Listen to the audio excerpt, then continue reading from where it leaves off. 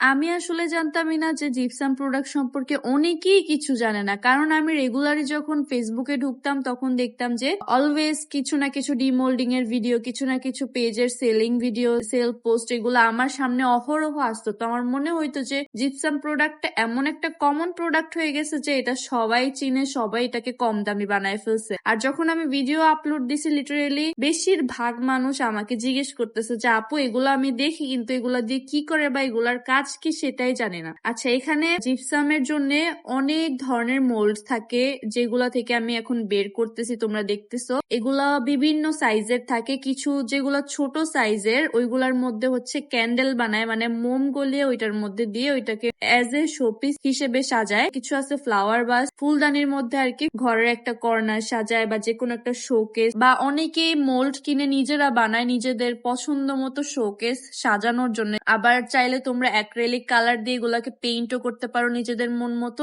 যাদের ঘর সাজানোর ইচ্ছা অনেক বেশি, সারাক্ষণ ঘর সাজানো নিয়ে চিন্তা ভাবনায় থাকে, তারাই মেনলি এগুলা কিনে। আমি এগুলা নিয়ে বেশি দিন কাজ করতেছি না। আমি যেহেতু ভিডিও ক্রিয়েট করি, তোমাদের সাথে শেয়ার করি আমি কি কি বানাই, সেহেতু আমি যখন দেখি যে মানুষ সবসময় এগুলা বানাই সেল করতেছে, তো ভাবলাম যে আমিও, আমার আগ্রহ থাকে সবকিছুই মানে খুঁটিনাটি করার, কোনো কিছু নতুন বের হইলে বা কোনো কিছু নতুন যখন ট্রেন্ডে আসে ওইগুলা আমার করার অনেক বেশি আগ্রহ থাকে। আমার মতো জানি অনেক আপুরাই আসো, তো তাদের জন্য তোমরা চাইলে মোল্ড কিনে, জিপসাম কিনে এরকম সুন্দর সুন্দর প্রোডাক্ট বানাই নিজেরা নিজেদের ঘর সাজাইতে পারো। আশা করি আর আমার বেশি কিছু বলা লাগবে না, তোমরা বুঝে গেছো।